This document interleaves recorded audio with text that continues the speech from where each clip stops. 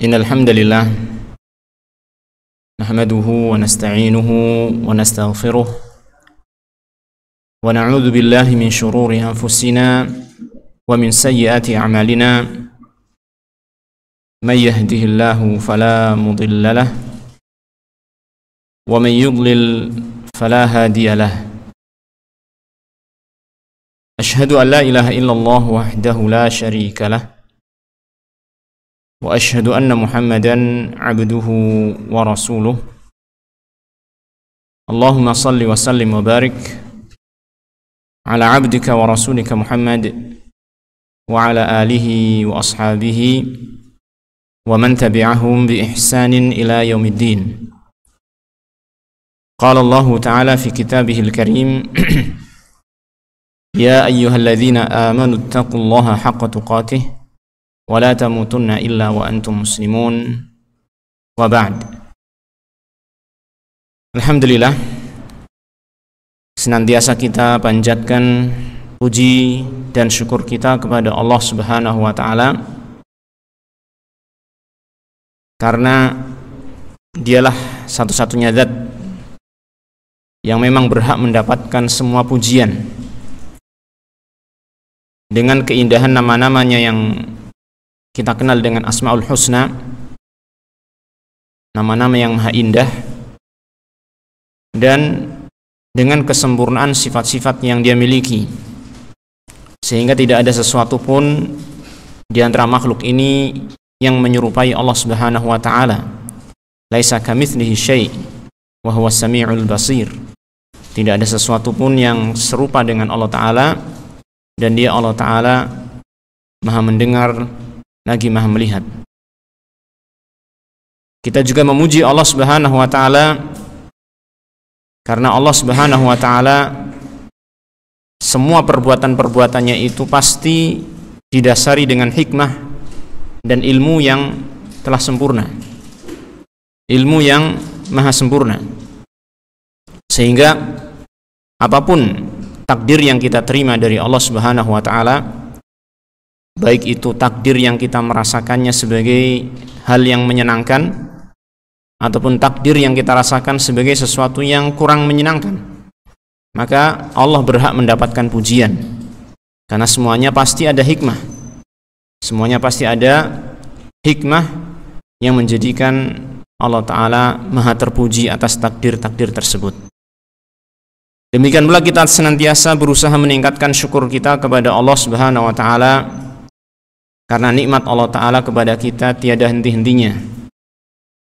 Semenjak kita berada di kandungan ibu kita, sebelum kita menyadari apapun ya, itu sudah mendapatkan nikmat dari Allah Subhanahu wa ta'ala.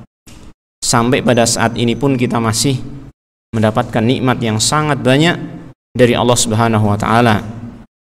Maka semestinya kita berusaha untuk terus meningkatkan syukur kita kepada Allah Subhanahu wa ta'ala, tentunya adalah dengan senantiasa berusaha mengingat Allah Ta'ala dan juga berusaha untuk memperbagus ibadah kita kepada Allah Subhanahu wa ta'ala. Dan ini hanya bisa kita lakukan dengan pertolongan Allah Subhanahu wa ta'ala. Maka di antara salah satu doa yang diajarkan oleh Nabi kita Muhammad sallallahu alaihi wasallam adalah kita berdoa kepada Allah dengan ucapan Allahumma a'inni ala dzikrika wa syukrika wa husni ibadatika. Ya Allah, aku mohon pertolongan kepadamu, tolonglah aku, berilah bantuan kepadaku untuk berzikir kepadamu, untuk senantiasa mengingatmu, untuk bersyukur kepadamu, dan untuk melaksanakan ibadah dengan sebaik-baiknya, dengan sebagus-bagusnya. Tapi alhamdulillah ma'asyiral ikhwah azanillah wa iyyakum, pada malam hari ini kita akan kembali melanjutkan pembacaan kitab Aqidatut Tauhid yang ditulis oleh Syekh Shalih bin Fauzan Al-Fauzan hafizahullah ta'ala, di mana pada kesempatan terakhir kita sudah menyelesaikan walhamdulillah penjelasan tentang syarat-syarat bermanfaatnya kalimat La ilaha illallah yang totalnya ada 7 syarat, dan sudah kita bacakan dalil-dalil yang disampaikan oleh Syekh hafizahullah ta'ala terkait dengan syarat-syarat tersebut. Dan kita juga telah membaca ya secara ringkas apa yang beliau sampaikan tentang syarat-syarat syahadat anna Muhammadan Rasulullah sallallahu alaihi wasallam. Syarat-syarat agar syahadat anna Muhammadan Rasulullah sallallahu alaihi wasallam ini betul-betul bermanfaat bagi kita. Yang mana Syekh menyebutkan di sana ada 6 syarat. Ya, dan kita sudah membaca secara cepat, dan untuk pada malam hari ini maka kita akan kembali mengulangi syarat-syarat tersebut disertai dengan penjelasan dalil-dalilnya insyaallah taala. Ya, mungkin kita akan hanya menyebutkan satu dari dalil-dalil yang ada untuk setiap syarat-syarat yang disebutkan di sini. Syekh mengatakan di sini, syurutu syahadati anna Muhammadan Rasulullah hiya. Syarat-syarat syahadat bahwasanya Muhammad adalah utusan Allah adalah sebagai berikut. Yang pertama adalah al-i'tirafu birisalatihi wa'tiqaduha batinan fil qalbi, yaitu mengakui kerasulan beliau sallallahu alaihi wasallam, mengakui risalah yang beliau bawa. Artinya kita mengakui bahwasanya beliau adalah utusan Allah Subhanahu wa taala. Beliau betul-betul rasul di antara Rasulullah, rasul di antara utusan-utusan Allah taala. Bahkan kita mengakui bahwasanya beliau adalah utusan Allah taala yang terakhir. Ya. Ini harus kita akui, harus kita yakini. Karena kalau hanya sekedar kita mengakui beliau sebagai utusan Allah tetapi tidak mengakuinya sebagai utusan yang terakhir, artinya beranggapan ada utusan yang lain setelah beliau sallallahu alaihi wasallam, maka syahadat ini pun tidak bermanfaat, tidak berlaku. Ya. Baik, jadi mengakui risalah beliau, kerasulan beliau sallallahu alaihi wasallam, yang di situ bercabang di sana. Tadi pertama adalah apa? Mengakui bahwasanya beliau adalah utusan yang terakhir. Kemudian yang kedua adalah mengakui bahwasanya risalah beliau itu yaitu universal untuk seluruh alam, bukan hanya untuk bangsa Arab saja, bahkan risalah beliau itu berlaku sampai hari kiamat. Ya, ini dua hal yang harus kita akui di dalam kita mengakui kerasulan beliau sallallahu alaihi wasallam. Apa tadi yang pertama? Mengakui bahwasanya beliau adalah utusan Allah yang terakhir. Tidak ada lagi utusan Allah taala setelah beliau sallallahu alaihi wasallam.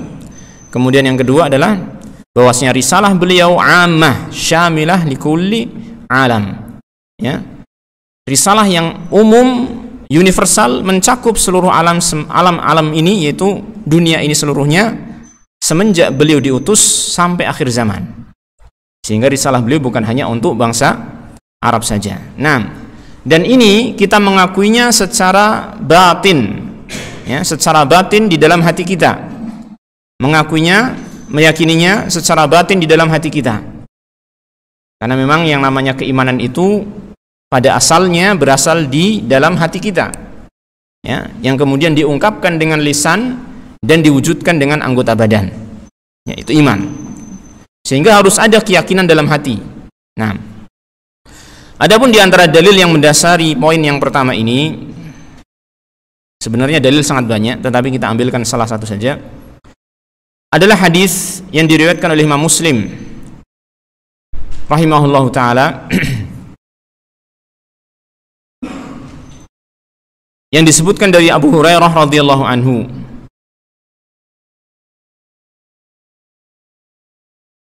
Perlu ditampakkan di sini enggak ya? Saya sudah nulis di sini, cuman hanya sekedar coret-coret.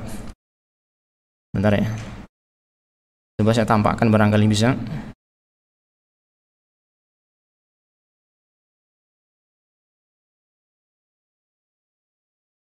Gimana nih?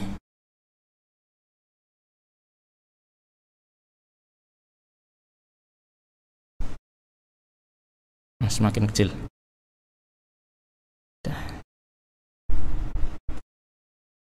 Nah, ini ya. Jadi di antara dalil tentang syarat, ya, bukan dalil syahadat tapi dalil apa? Syarat, ya. Syarat syahadat anna Muhammadan Rasulullah, yaitu tentang pengakuan kita terhadap kerasulan beliau sallallahu alaihi wasallam, adalah yang disebutkan dalam riwayat Muslim nomornya 153. Dari Abu Hurairah an Rasulillah sallallahu alaihi wasallam annahu qala, bahwasanya beliau bersabda, walladzi nafsu Muhammadin biyadihi la yasma'u bi ahadun min hadhil ummah yahudiyyun wala nasraniyyun thumma yamutu wa lam yu'min billadzi ursiltu bihi illa kana min ashabin nar. Ya. Beliau Rasulullah sallallahu alaihi wasallam mengatakan, demi Allah Subhanahu wa taala yang jiwa Muhammad berada di tangannya. Di sini beliau bersumpah dengan menyebut nama Allah Subhanahu wa taala atau dengan menyebut sifat Allah tabaraka wa taala. Ketika beliau bersumpah, tentunya ini menunjukkan perkara yang sangat penting. Maka beliau mengatakan, la yasma'u bi ahadun min hadhil ummah yahudiyyun wala nasrani.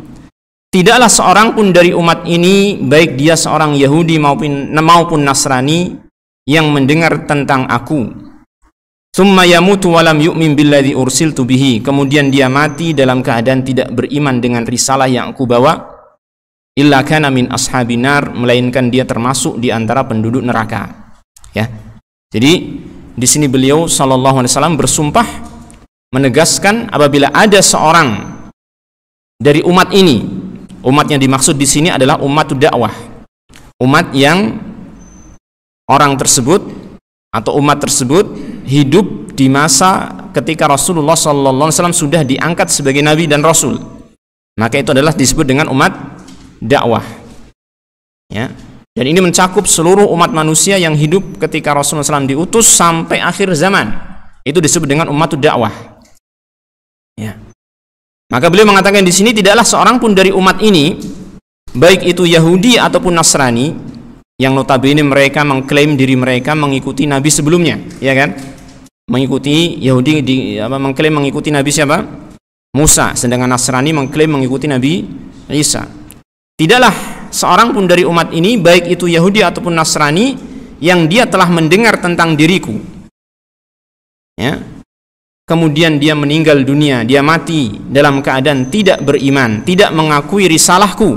Ini kan, tidak beriman yaitu tidak mengakui risalahku, risalah yang aku bawa, melainkan dia termasuk di antara penduduk neraka. Dia termasuk di antara penduduk neraka. Maka di antara syarat syahadat anna Muhammadan Rasulullah, agar dia bermanfaat, tentunya orang tersebut yang mengucapkan kalimat asyhadu anna Muhammadan Rasulullah, dia harus mengakui risalah Nabi Muhammad sallallahu alaihi wasallam. Ya. Apabila ada seseorang yang mengucapkan kalimat syahadat ini asyhadu anna Muhammadan Rasulullah, tapi dalam batinnya dia itu mengingkari kerasulan Nabi Muhammad sallallahu alaihi wasallam, ya, atau dia menganggap ada rasul selain beliau sallallahu alaihi wasallam, sepeninggal beliau ada rasul yang lain, ya, atau menganggap bahwasanya risalah beliau itu tidaklah mencakup seluruh umat manusia, maka persaksian dia terhadap kerasulan Rasul Muhammad sallallahu alaihi wasallam ini terbatalkan, tidak bermanfaat. Maka harus ada pengakuan tentang hal ini. Baik, ini syarat yang pertama. Kemudian syarat yang kedua dikatakan oleh penulis, yaitu Syekh Shalih Al-Fauzan hafizahullah taala, an-nutqu bidzalik, mengucapkannya, mengucapkan kalimat syahadat anna Muhammadan Rasulullah, wal i'tirafu bihi zahiran bil lisan, dan mengakuinya secara lahiriah dengan lisannya. Ini kalau tadi mengakui secara apa? Batin, di dalam hati.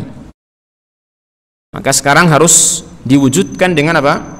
Ucapan lisan, bahwasanya dia betul-betul mengakui kerasulan Nabi Muhammad sallallahu alaihi wasallam. Tidak cukup hanya sekedar di batin, ya. Tidak cukup hanya sekedar diyakini dalam hati, tetapi yang namanya syahadat itu memang harus diucapkan dengan lisan. Kalau ada orang yang mengakui kerasulan Nabi Muhammad sallallahu alaihi wasallam secara batin, tapi dia tidak mau mengucapkan syahadat ini secara lisan, maka tentunya dia dihukumi bukanlah sebagai seorang muslim. Dia dihukumi bukanlah sebagai seorang muslim, ya kan? Terutama di hukum dunia ini, terutama di hukum di dunia ini. Apabila ada seseorang yang meyakini kerasulan Nabi Muhammad SAW, namun dia tidak mengucapkannya karena mungkin khawatir ada gangguan dari orang-orang kafir, misalkan diancam dibunuh, dia tidak berani menampakkan keislamannya, ya, sama sekali tidak mau mengucapkan syahadat ini secara lahiriah, maka secara hukum dunia dia itu tetap tidak dikategorikan sebagai orang muslim selama dia tidak mengucapkan syahadat ini. Namun hukum akhirat, seandainya dia betul-betul beriman kepada Rasulullah SAW, bisa jadi Allah Ta'ala akan menganggapnya sebagai seorang muslim. Karena terkadang hukum dunia itu berbeda dengan hukum akhirat karena kondisi-kondisi tertentu. Tetapi secara asalnya, orang yang tidak mau tanpa ada kondisi-kondisi yang memaksanya untuk tidak mengucapkan kalimat la ilaha illallah padahal dia mampu, gitu kan, maka orang tersebut tidaklah dianggap sebagai seorang muslim dan mati dalam keadaan kafir, dan dia pun di akhirat tidak akan mendapatkan manfaat dari kalimat syahadat ataupun pengakuan yang ada dalam batinnya dia barangkali. Nah, baik. Adapun dalil yang mendasari akan syarat yang kedua ini adalah hadis Rasulullah SAW yang disebutkan di dalam Sahih Bukhari dalam nomor hadis 25. Maka beliau sallallahu alaihi wasallam pernah mengatakan, umirtu an uqatilan nasa hatta yaqulu la ilaha illallah wa anni rasulullah. Hatta yaqulu la ilaha illallah. Aku diperintahkan untuk memerangi manusia sampai mereka mengucapkan, ya, hatta yaqulu la ilaha illallah, sampai mereka mengucapkan, mengikrarkan syahadat ini, la ilaha illallah, dan tentunya bukan hanya la ilaha illallah tetapi juga syahadat persaksian kerasulan Nabi Muhammad sallallahu alaihi wasallam.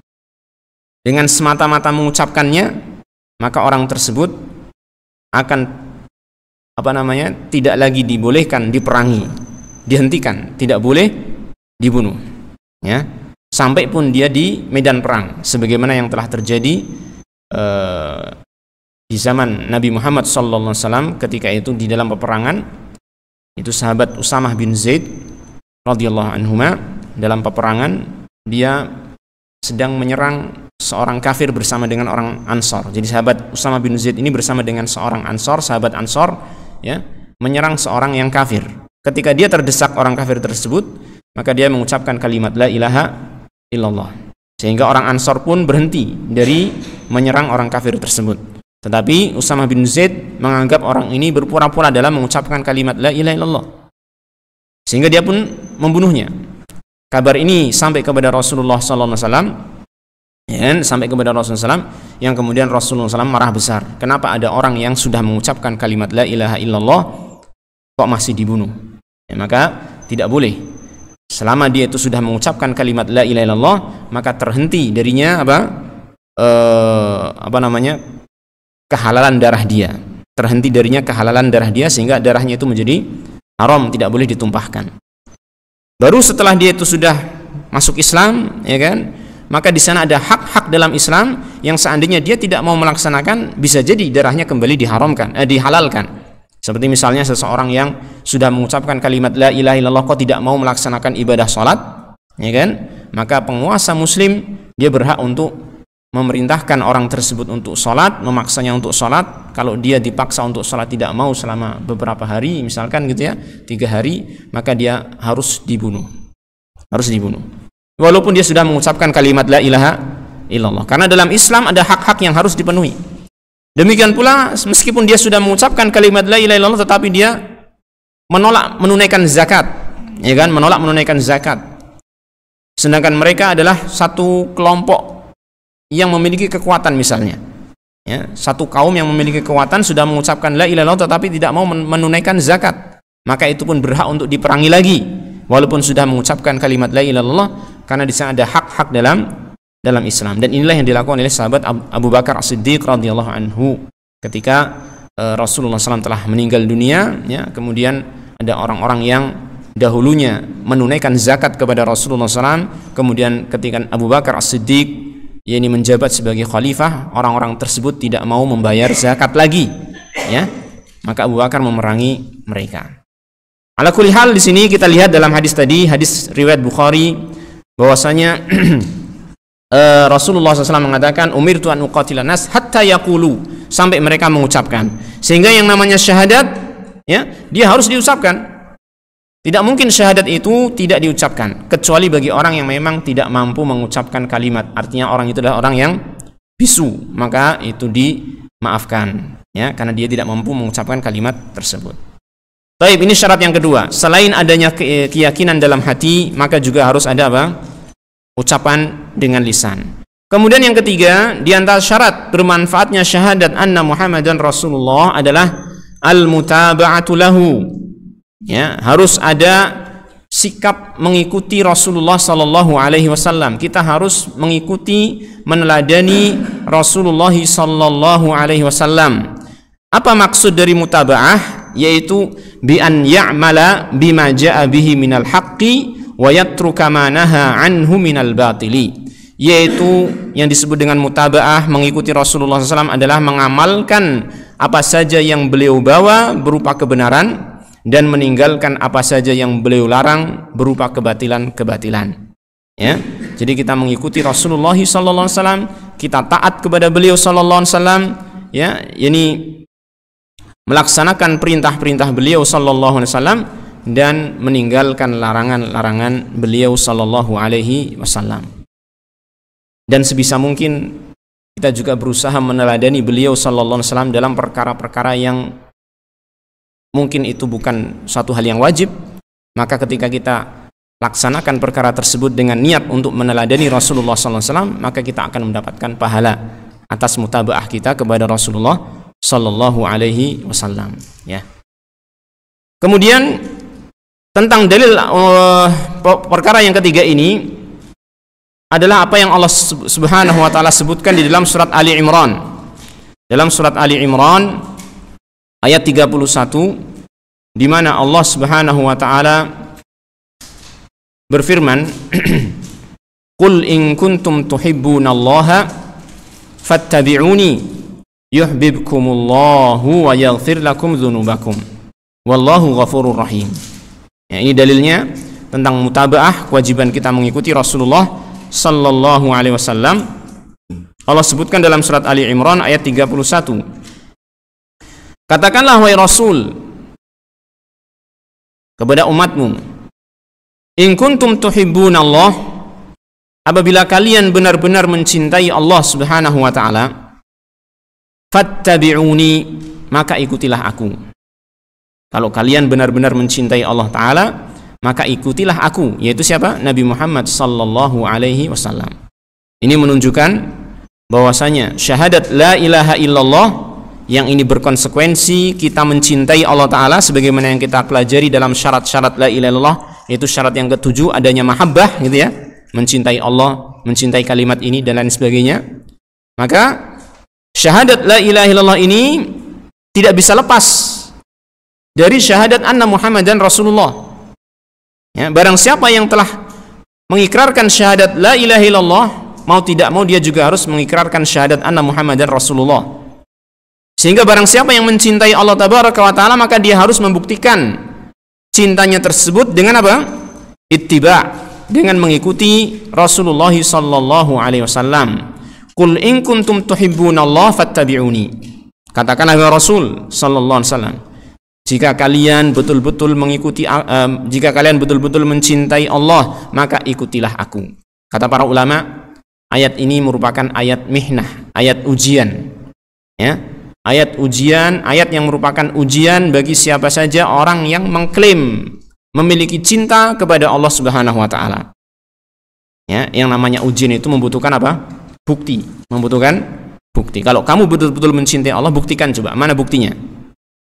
Kalau kamu mengklaim mencintai Allah tapi kok malah tidak mengikuti tuntunan Rasulullah sallallahu alaihi wasallam, bahkan kamu melakukan perkara-perkara yang tidak disukai oleh Rasulullah sallallahu alaihi wasallam, ya, maka perlu ditanyakan klaim dakwaan kamu bahwasanya kamu mencintai Allah Subhanahu wa taala. Perlu dikoreksi kembali. Ya. Tapi orang yang betul-betul mencintai Allah Subhanahu wa taala, dia pasti akan mengikuti Rasulullah sallallahu alaihi wasallam. Ya. Dan ma'asyiral ikhwah azanillah wa iyyakum jami'an, kalau kita bisa membuktikan klaim kita akan kecintaan kita kepada Allah Ta'ala dengan mengikuti Rasulullah sallallahu alaihi wasallam, maka kita akan mendapatkan faidah yang besar. Yang disebutkan dalam ayat itu, faidahnya ada dua. Yang pertama, yuhibbukumullah. Yang kedua, wa yaghfir lakum dzunubakum. Ya, kalau kita mencintai Allah Ta'ala betul-betul, ya kan, dan kita buktikan dengan mengikuti Rasulullah SAW, maka kita akan mendapatkan dua faedah besar. Apa itu? Yuhibbukumullah. Pertama, Allah akan mencintai kalian. Kita akan dicintai oleh Allah. Jadi bukan hanya sekedar mendapatkan pengakuan dari Allah, fulan betul-betul mencintai Allah. Tidak hanya itu saja. Kata para ulama, laisa sya'nu an tuhibbu, laisa sya'nu an tuhibba, walakinna sya'na an tuhab. Perkara yang penting itu bukanlah kamu mencintai Allah, kamu mengklaim mencintai Allah, tetapi yang penting itulah bagaimana kamu dicintai oleh Allah Subhanahu wa Ta'ala. Jadi bukan hanya sekedar mendapatkan pengakuan Allah Ta'ala bahwasanya kita mencintai Allah. Allah tidak sebutkan itu, tetapi lebih dari itu apa? Allah betul-betul mencintai kita. Kapan itu? Ketika kita membuktikannya dengan apa? Mengikuti Rasulullah sallallahu alaihi wasallam. Ya, maka luar biasa besar. Faidahnya sangat besar sekali. Ya. Kalau mencintai Allah atau klaim mencintai Allah, semua orang bisa melakukan. Ya kan? Semua orang bisa mengatakan saya cinta Allah, saya cinta Rasul sallallahu alaihi wasallam, bisa melakukan seperti itu. Tetapi hakikat seseorang itu dicintai oleh Allah Ta'ala, tidak ada yang bisa mendapatkannya kecuali bagi orang-orang yang mengikuti Rasulullah sallallahu alaihi wasallam. Dan alangkah bahagianya ketika seseorang itu betul-betul telah mendapatkan cinta Allah Ta'ala kepadanya. Ya, kita sudah mendapatkan barangkali penjelasan tentang hadis tentang apa? Waliullah. Ya, walinya Allah Ta'ala, yaitu orang-orang yang mereka dekat dengan Allah dan dicintai oleh Allah Ta'ala. Maka Allah Ta'ala akan memberikan taufik kepadanya. Sampai-sampai dikatakan dalam hadis tersebut, kuntu sam'ahu alladhi yasma'u bihi, wa basarahu alladhi yubsiru bihi, wa yadahu allati yabtishu biha, wa rijlahu allati yamshi biha. Sampai-sampai Allah mengatakan demikian. Aku menjadi pendengaran yang dia mendengar dengannya, aku menjadi penglihatan yang dia melihat dengannya, aku menjadi tangan yang dia memegang dengannya, aku menjadi kaki yang dia berjalan dengannya. Maksudnya apa ini? Bukan Allah Ta'ala jadi tangan, penglihatan, kemudian pendengaran kita, bukan, tetapi orang tersebut mendapatkan bimbingan Allah Ta'ala, taufik dari Allah Ta'ala, sehingga dia menggunakan pendengarannya, penglihatannya, tangan dan kakinya di dalam perkara-perkara yang Allah ridhoi. Siapa ini? Orang yang mendapatkan cinta dari Allah Subhanahu wa Ta'ala, orang yang betul-betul dicintai oleh Allah Subhanahu wa Ta'ala. Wala in sa'alani la'utiyannah, wala in ista'adani la'u'idzannah. Kalau dia minta kepadaku akan aku beri, kalau dia meminta perlindungan kepadaku akan aku lindungi. Janji Allah Ta'ala kepada orang yang betul-betul dicintai oleh Allah Subhanahu wa Ta'ala. Maka kita memang harus berusaha untuk mewujudkan cinta kita kepada Allah Ta'ala dengan kita buktikan dengan apa tadi? Mengikuti Rasulullah SAW, dengan harapan betul-betul Allah Ta'ala mencintai kita. Di samping itu, ma'asyiral ikhwah azanillah wa iyyakum jami'an, buah yang kedua, faidah yang kedua dari kita mengikuti Rasulullah SAW adalah wa yaghfir lakum dzunubakum. Allah niscaya akan mengampuni dosa-dosa kalian. Betapa banyak kita sebagai manusia biasa, ya, sebagai manusia betapa banyak dosa yang telah kita kerjakan, baik yang diketahui oleh orang lain ataupun yang kita sendirian mengetahuinya. Tidak ada orang lain yang mengetahuinya. Dan tidak ada yang bisa menghitung dosa-dosa kita kecuali hanya Allah Tabaraka wa Ta'ala saja. Maka tidak ada yang bisa mengampuninya juga kecuali hanya Allah Subhanahu wa Ta'ala saja. Wa yaghfir lakum dzunubakum. Dan kita sangat butuh kepada ampunan Allah Ta'ala. Ya, kita sangat butuh kepada ampunan Allah Ta'ala. Kenapa, ikhwan? Karena kalau kita perhatikan, kalau kita pikirkan, ya, setiap dosa yang kita lakukan tercatat tidak? Tercatat tidak? Tercatat. Tercatat di catatan amal kita. Dan itu dicatat sebagai dosa, bukan? Pasti dicatat sebagai dosa, betul? Betul tidak? Sedangkan amal kebaikan kita, amal soleh kita, tercatat gak? Tercatat juga. Tapi apakah pasti diterima oleh Allah sehingga membuahkan pahala? Hah? Amal soleh kita pasti enggak? Antum bisa memastikan amal soleh kita itu diterima oleh Allah Ta'ala? Orang-orang yang beriman dengan sempurna itu mereka takut, ya kan, kepada Allah Ta'ala, takut amal mereka tidak diterima oleh Allah Ta'ala. Artinya kita nggak bisa memastikan amal kita diterima oleh Allah. Kita nggak bisa memastikan. Coba perhatikan, kita pikirkan ini. Dosa kita pasti tercatat sebagai dosa, sedangkan amal soleh kita tercatat dan belum pasti membuahkan pahala, ya kan? Dan nanti di akhirat akan ditimbang. Kita masih belum yakin ini akan selamat atau tidak. Maka yang kita butuhkan adalah apa? Ampunan terhadap dosa-dosa yang ada. Kan gitu kan? Ya, ampunan terhadap dosa-dosa yang ada. Kita butuhkan betul ini.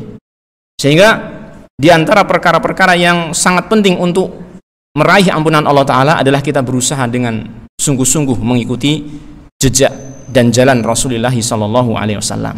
Wallahu ghafurur rahim, dan Allah Ta'ala Maha Pengampun lagi Maha Penyayang. Ya, ini tentang syarat yang ketiga, yaitu apa? Mutaba'ah.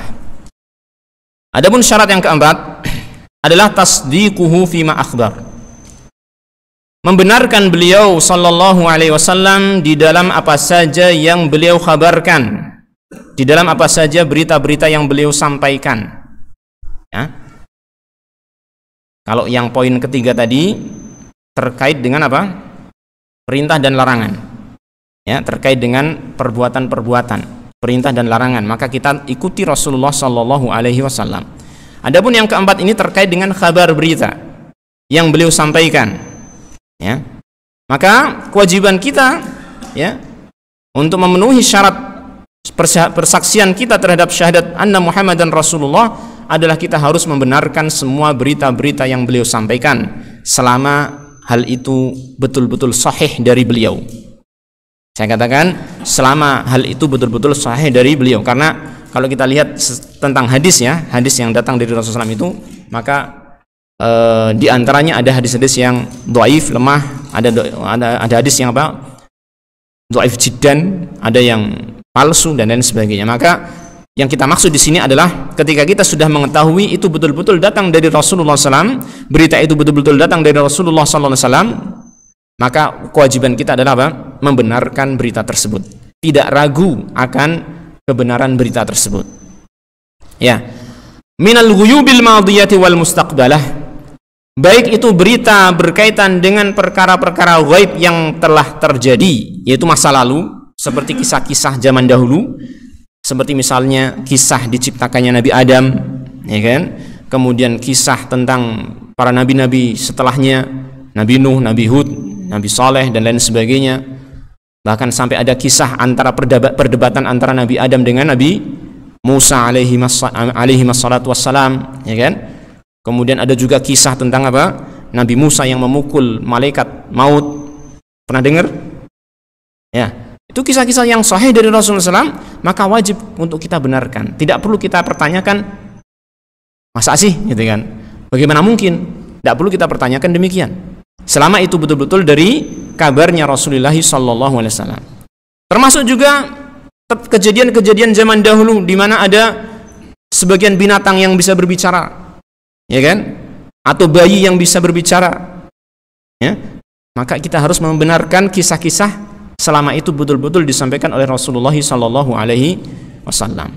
Wal mustaqbalah, dan juga perkara-perkara ghaib yang akan datang, perkara-perkara ghaib yang akan terjadi ke depan, seperti misalnya tentang tanda-tanda hari kiamat, akan keluarnya Ya'juj dan Ma'juj, akan munculnya Dajjal, akan terbitnya matahari dari arah barat dan lain sebagainya.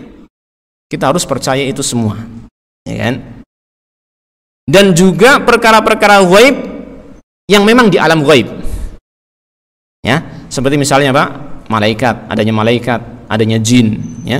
Juga termasuk perkara-perkara ghaib yang terkait dengan Allah Subhanahu wa taala, tentang nama-nama dan sifat-sifat Allah Ta'ala. Ketika Rasulullah SAW menyampaikan, mengenalkan kepada kita tentang Allah, ya, dengan menyebutkan nama-namanya, kemudian sifat-sifatnya, maka kita harus meyakini itu semua. Demikian pula perkara ghaib yang merupakan balasan yang akan diperoleh oleh manusia nanti di akhirat, adanya surga dan neraka dengan berbagai macam kenikmatan dan siksaannya, ya. Kita semua harus mempercayai itu semua. Kenapa demikian? Karena dasarnya adalah apa yang Allah firmankan dalam surat An-Najm yang sudah kita ketahui insyaallah, yaitu Allah Ta'ala berfirman, wa ma yantiqu 'anil hawa in huwa illa wahyun yuha. Tidaklah beliau berucap dari hawa nafsunya. Ya, tidaklah beliau berucap dari hawa nafsunya. In huwa illa wahyu yuha. Yang beliau sampaikan itu tidak lain adalah wahyu yang diberikan kepadanya. Ya, walaupun kalau kita lihat dalam terjemahan Al-Quran, mungkin kalau antum buka terjemahan Al-Quran, ini terkait dengan Al-Quran ya. Wa ma yantiqu 'anil hawa, tidaklah dia ucapkan, yaitu Al-Quran berasal dari hawa nafsunya. Tetapi sebenarnya ini mencakup, ya ini sunnah juga, mencakup selain Al-Quran, yaitu wahyu yang Allah Ta'ala turunkan kepada Rasulullah SAW berupa sunnah. Maka itu juga merupakan wahyu dari Allah Tabaraka wa Ta'ala yang wajib untuk kita benarkan. Karena Rasulullah SAW itu mengatakan dalam sebuah hadis, kalau tidak salah riwayat Malik, riwayat Imam Malik rahimahullah ta'ala, dia mengatakan, ala ini utitul Qur'ana wa mithlahu ma'ah. Ketahuilah bahwasanya aku ini diberikan Al-Quran dan yang semisal dengannya bersama dengan Al-Quran, yaitu adalah sunnah. Dia adalah apa? Sunnah. Nah, terkait dengan ayat ini, wa ma yantiqu 'anil hawa in huwa illa wahyu yuha, maka Syekh Sa'di rahimahullah taala ya, dalam tafsirnya Taisir Karimur Rahman, beliau mengatakan laisa nutquhu shadiran an hawa nafsihi. Apa yang beliau ucapkan itu tidaklah muncul dari hawa nafsunya. In huwa illa wahyu yuha, tidak lain dia adalah wahyu yang disampaikan kepadanya. La yattabi'u illa ma auhallahu ilaihi minal huda wat taqwa. Beliau sallallahu alaihi wasallam tidaklah mengikuti kecuali apa yang Allah wahyukan kepadanya berupa petunjuk dan ketakwaan. Fi nafsihi wa fi ghairihi, baik yang berkaitan dengan urusan dirinya sendiri ataupun berkaitan dengan urusan orang lain. Maka beliau menyampaikan dengan apa? Wahyu. Kata beliau, wa dalla hadza ala anna sunnata wahyun minallah li rasulih sallallahu alaihi wasallam. Maka ini menunjukkan bahwasanya sunnah, kita ketahui kalimat sunnah itu bisa diartikan apa? Apa saja yang kita dapatkan dari Rasulullah SAW berupa ucapannya, berupa perbuatannya, berupa takrirnya. Ya, maka ini semua ucapan beliau, perbuatan beliau, dan juga takrir, pendiaman beliau terhadap sesuatu yang terjadi di hadapan beliau, ini adalah wahyu dari Allah. Adalah apa? Wahyu dari Allah Subhanahu wa taala. Maka ketika beliau mengucapkan sesuatu kabar berita misalkan, dari manakah itu? Ya dari wahyu Allah Subhanahu wa taala. Ini hukum asal apa yang beliau ucapkan. Hukum asal yang beliau ucapkan adalah dari wahyunya Allah Subhanahu wa taala. Nah, maka dari sini maka kita ketahui kewajiban kita adalah membenarkan apa yang beliau sampaikan berupa kabar berita, ya kan? Karena itu sama saja berasal dari siapa? Allah Subhanahu wa taala. Kemudian syarat yang kelima,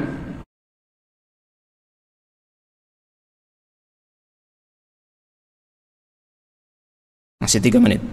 Syarat yang kelima adalah mahabbatuhu asyadda min mahabbatin nafsi wal mali wal waladi wan nasi ajma'in. Mencintai beliau lebih besar dari kecintaan kepada diri sendiri dan harta dan anak dan manusia seluruhnya. Ma'asyiral muslimin rahimani wa rahimakumullah, manusia itu memiliki kewajaran berupa mencintai perkara-perkara yang dia cintai di dunia ini, ya, seperti mencintai dirinya sendiri, itu wajar, betul tidak? Ya kan? Mencintai keluarganya, istrinya, suaminya, mencintai anaknya, mencintai orang tuanya, bahkan mencintai harta, itu adalah wajar, ya kan? Ada suatu kewajaran. Tetapi ya, karena kita sudah mengakui beliau sebagai utusan Allah Tabaraka wa taala,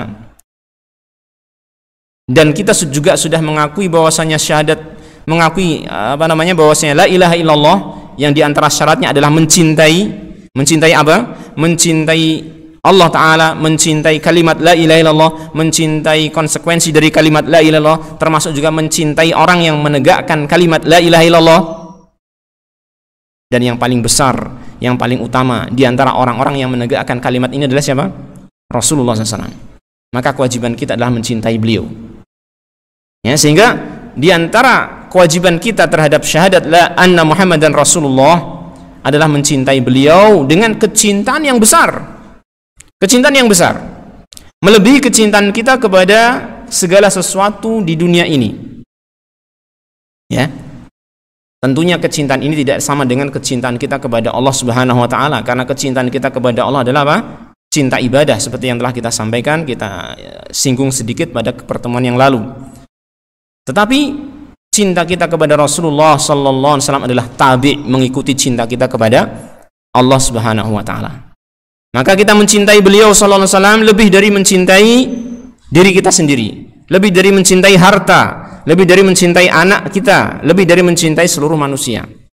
Rasulullah SAW menyatakan dalam hadisnya, la yu'minu ahadukum hatta akuna ahabba ilaih min waladihi wa walidihi wan nasi ajma'in. Tidaklah salah seorang di antara kalian beriman dengan sempurna sampai aku menjadi orang yang lebih dia cintai dari anaknya, dari orang tuanya, dan dari seluruh umat manusia. Ya, jadi semuanya harus kita kalahkan dari mencintai Rasulullah SAW. Ya, Umar bin Khattab radhiyallahu anhu pernah menyatakan di hadapan Rasulullah SAW, menyatakan kecintaannya kepada beliau SAW dengan mengatakan, ya Rasulullah, la anta habu ilayya min kulli syai' illa min nafsi. Ya Rasulullah, Anda itu orang yang saya cintai melebihi segala sesuatu kecuali dari diriku sendiri. Kecuali dari diriku sendiri. Ya, jadi sini Umar bin Khattab radhiyallahu anhu menyatakan tentang apa? Bagaimana beliau mencintai Rasulullah SAW dengan kecintaan yang sangat besar. Mencintai Rasulullah SAW lebih dari segala sesuatu kecuali dirinya sendiri. Maka ini dikritiki oleh Rasulullah SAW. Ya, diperbaiki, diralat oleh Rasulullah SAW. La ya Umar hatta min nafsik. Tidak wahai Umar, sampai kamu lebih mencintai aku daripada dirimu sendiri. Maka Umar bin Khattab kita tahu orang yang imannya sempurna, ditegur seperti itu langsung apa? Langsung meralat kecintaannya dalam hati. Al-ana ya Rasulullah. Sekarang ya Rasulullah, Anda lebih aku cintai dari diri saya sendiri. Maka Rasulullah mengatakan, Al-ana ya Umar. Sekarang baru betul, sekarang baru sempurna imanmu. Masya Allah. Umar langsung seperti itu. Maka bagaimana dengan kita? Ya, kita harus berusaha untuk mewujudkan yang seperti ini. Ya, bukankah mereka adalah teladan kita ya, para sahabat itu? Nah. Kemudian yang keenam, masyaallah ikhwah azanillah wa iyyakum. Yang keenam adalah taqdimu qawlihi ala qawli kulli ahadin wal amalu bisunnatihi. Yaitu mendahulukan ucapan beliau di atas ucapan setiap orang. Ala kulli ahadin, ala qawli kulli ahadin. Ucapan siapapun orangnya. Ya. Wal amalu bisunnatihi, dan mengamalkan sunnah beliau sallallahu alaihi wasallam. Sunnah yang dimaksud di sini adalah tariqah ataupun ajaran beliau sallallahu alaihi wasallam, ya. Baik, jadi di antara syarat bermanfaatnya syahadat anna Muhammadan Rasulullah adalah kita harus mendahulukan ucapan beliau sallallahu alaihi wasallam. Dan ini bisa kita ambil dalilnya dari surat Al-Hujurat. Ya, ayat yang pertama. Ya ayyuhalladzina amanu la tuqaddimu baina yadayillahi wa rasulihi wattaqullah. Wahai orang-orang yang beriman, janganlah kalian mendahulukan sesuatu apapun atas Allah dan Rasulnya sallallahu alaihi wasallam, dan bertakwalah kalian kepada Allah. Jadi kewajiban kita adalah mendahulukan Allah dan Rasulnya sallallahu alaihi wasallam atas segala sesuatu, termasuk dalam hal apa? Menerima ucapan, termasuk dalam hal ucapan dan pendapat-pendapat yang ada.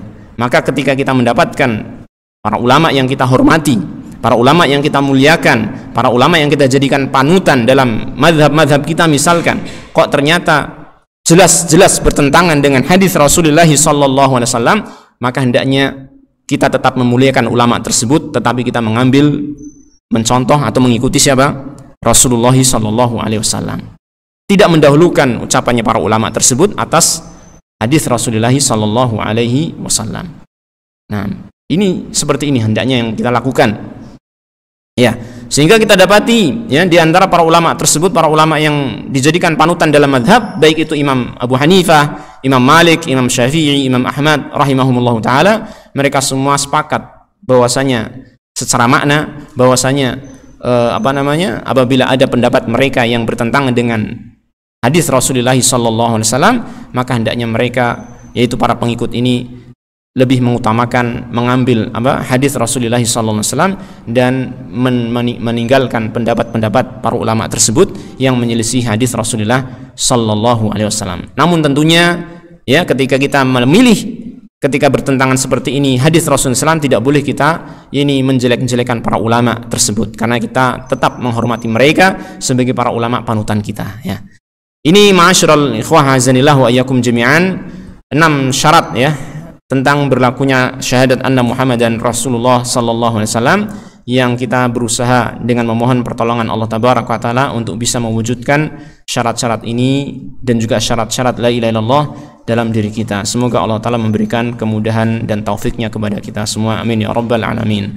Inilah yang bisa kita pelajari. Insyaallah pada pertemuan yang akan datang kita akan melihat tentang atau mempelajari tentang muqtada asy-syahadatain, konsekuensi dari 2 kalimat syahadat ya. Jadi 2 kalimat ini, 2 kalimat yang mulia ini ada konsekuensi-konsekuensi yang harus kita realisasikan.